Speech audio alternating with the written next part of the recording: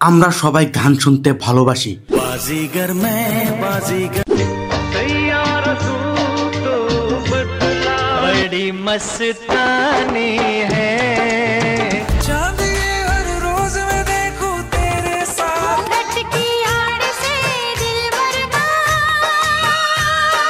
কিন্তু কখনো ভেবে দেখেছ যে গলাটা তোমার প্রিয় গান গাইছে সেই কণ্ঠটার পিছনে কত গল্প কত কষ্ট লুকিয়ে আছে? বলিউডে এমন কিছু গায়ক আছেন যাদের জীবন মানেই অনুপ্রেরণা। গ্রামের গলি থেকে মুম্বাইয়ের স্টুডিও পর্যন্ত পৌঁছাতে তারা কত কষ্ট পেরিয়েছেন, কতবার না শুনছেন, তবু হার মানেননি।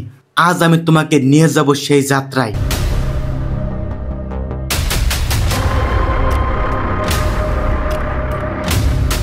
মোহাম্মদ রাফি, সুরের দুনিয়ার দেবতা। 1924 সালের পাঞ্জাবের কোতলা সুলতান সিং নামের এক ছোট্ট গ্রামে জন্ম নেন মোহাম্মদ রাফি। শৈশবে তিনি রাস্তায় বসে ফকিরদের গান শুনতেন, সেই সুরে তিনি মুগ্ধ হয়ে যেতেন। ছোটবেলায় পরিবারের অবস্থা ভালো ছিল না, কিন্তু রফি কখনো গান ছাড়েননি। লাহোরের প্রথম গান শিখেন উস্তাদ বরে গোলাম অলি খানের কাছে। দ্বিতীয় বিশ্বযুদ্ধের পর তিনি চলে এলেন বোম্বে, আজকের মুম্বাইয়ে। সেখানে কারো পরিচয় ছিল না, শুধু একটা স্বপ্ন, গান গাইব। অনেকদিন তিনি রেকর্ডিং স্টুডিওর বাইরে বসে অপেক্ষা করতেন কেউ সুযোগ দিবে কিনা। একদিন সুযোগ এলো নওশাদ সাহেবের সঙ্গে, হিন্দুস্তান কি কসম। সেই গান থেকে শুরু হলো বলিউডের সোনালী অধ্যায়। রফি সাহেবের কণ্ঠ ছিল স্নেহ, মায়া, শক্তি, প্রেম, সবকিছু।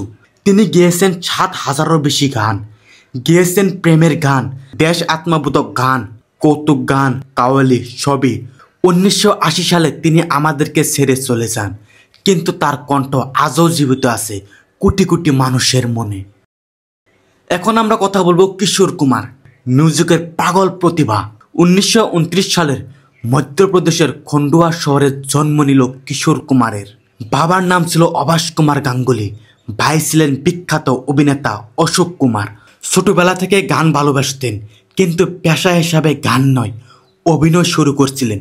তবে মনের ভিতর সবসময় একটা তাড়না কাজ করত, আমার গান কেউ শুনুক। প্রথম দিকে কেউ তাকে সিরিয়াসলি নেয়নি, কিন্তু একদিন নিজের গলার স্টাইল একেবারে বদলে ফেললেন। একদিন তিনি এমন গান গাইলেন, নওশাদ বর্মন সব মিউজিক ডিরেক্টর অবাক হয়ে গেলেন। সেদিন থেকে জন্ম নিল কিশোর কুমারের স্টাইল, যেখানে মজা আছে, মায়া আছে, প্রাণ আছে। পল পল দিল কে পাস, पल दिल के पास, ये शाम मस्तानी, कोई हो रहा है, প্রতিটি গান তার আত্মার অংশ ছিল। তিনি ছিলেন হাস্যরসিক, স্বাধীন চেতনা, আর জীবনটাকে এক গান হিসাবে দেখতেন। 1987 সালে তিনি চলে গেলেন, কিন্তু আজও যখন কেউ হুইসেল দিয়ে গান গায়, যেখানে একটু হলেও কিশোর কুমারের গান বেঁচে আছে। লতা মঙ্গেশকর, 1929 সালে ইন্দোরে জন্ম নিল লতা মঙ্গেশকর। বাবা ছিলেন নাট্য সঙ্গীত শিল্পী। মাত্র 13 বছর বয়সে বাবাকে হারিয়ে লতা পুরো পরিবারের দায়িত্ব নেন।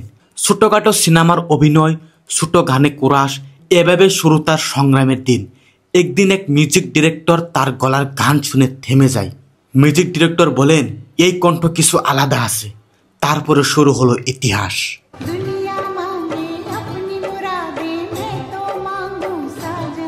লতা দিদি গেয়েছে 36টি ভাষায়, 30,000-এরও বেশি গান। তিনি ছিলেন গানের মন্দিরের পুরোহিতার মতো, নিঃস্বার্থ, শান্ত, শ্রদ্ধাভাজন। 2022 সালে তিনি আমাদেরকে ছেড়ে চলে গেলেন, কিন্তু তার কণ্ঠ আজও ভারতে বেঁচে আছে। আশা ভোসলে, যিনি গান গাইতেন সাহস, স্টাইল আর আগুনের মিশলে। লতার ছোট বোন হলেও আসার পথটা ছিল অনেক কঠিন। ছোটবেলায় বিয়ে, সংসার, কষ্ট সব কিছু সয়ে তিনি নিজের জায়গা তৈরি করছেন। তিনি ছিলেন ভিন্ন ধরনের গায়িকা, যেখানে অন্যরা গান গাইতে ভয় পেত, আশা ভোসলে যেখানে নিজের ছাপ রেখেছেন। প্রতিটি গান ছিল জীবন, শক্তি আর আকর্ষণ। তিনি প্রমাণ করছেন নারী মানে কোমল নয়, নারী মানেও সাহসী। উদিত নারায়ণ 1 ডিসেম্বর 1955 সালে বিহারের এক ছোট্ট গ্রামে জন্ম নিলেন। বাবা ছিলেন সাধারণ কৃষক, কিন্তু ছোটবেলার স্বপ্ন ছিল বড়। বাড়ির সবাই তাকে বলতো, তোর কি গান গায়ে পেট চলবে? কিন্তু উদিত হার মানেননি। 1980 সালে তিনি এলেন মুম্বাই। ছোট ছোট অডিশন দিতেন, তবুও কেউ সুযোগ দিত না। একদিন কায়েমত সে কায়েমত তাক সিনেমার গান গাওয়ার সুযোগ পেলেন। গানটা হলো সেই গান পুরো দেশকে মাতিয়ে দিল।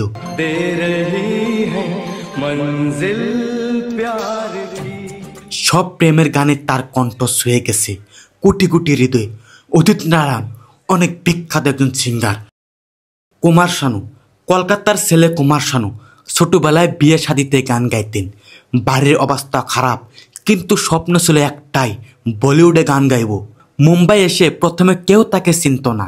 ছোট স্টুডিওতে ব্যাকগ্রাউন্ড গাওয়া শুরু করলেন। একদিন নাদিন শ্রবণ শুনলেন তার কণ্ঠ আর বললেন, এই ছেলেটা অন্যরকম।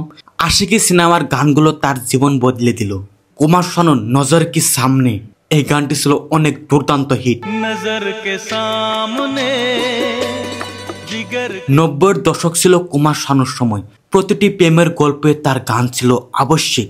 তার কণ্ঠে প্রেম মানে সুর, আবেগ আর নরম হাসি।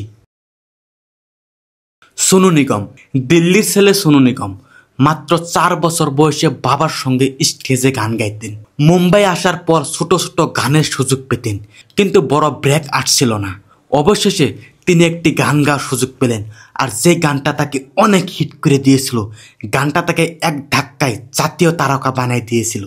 গানটা হলো কাল হো না হো।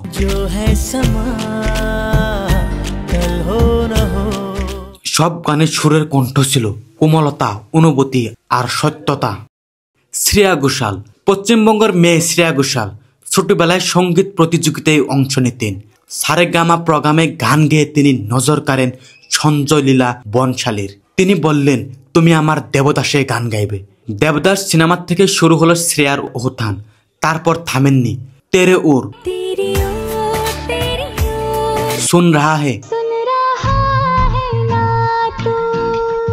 সব গানে শ্রেয়া যেন মিষ্টি আবেগের প্রতীক। অরিজিৎ সিং, পশ্চিমবঙ্গের মুর্শিদাবাদ জেলায় জন্ম নিলেন অরিজিৎ সিং। ছোটবেলা থেকে গুরু রাজেন্দ্র প্রসাদের হাজারো কাছে গান শিখতেন। ফেম গুরুকুল শোতেও অংশ নিলেও জিততে পারেননি, হাল ছাড়েননি। স্টুডিওতে সাউন্ড ইঞ্জিনিয়ার হিসেবে কাজ শুরু করেন। একদিন কেউ শুনে ফেললো তার গলা, আশিকি 2 এর জন্য ডাক পড়লো। গানটি ছিল তুম হি হো।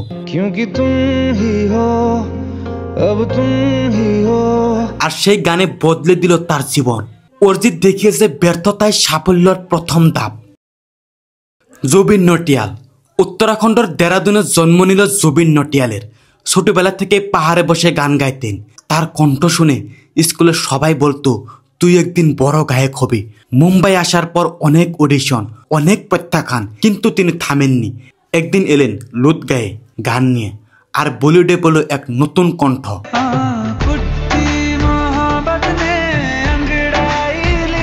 আজ জুবিন কোটি মানুষের প্রিয়। তিনি প্রমাণ করছেন সত্যিকারের কণ্ঠ কখনো হারায় না। 10 জন গায়কের 10টা গল্প, 10টা জীবনের সংগ্রাম আর সাফল্য।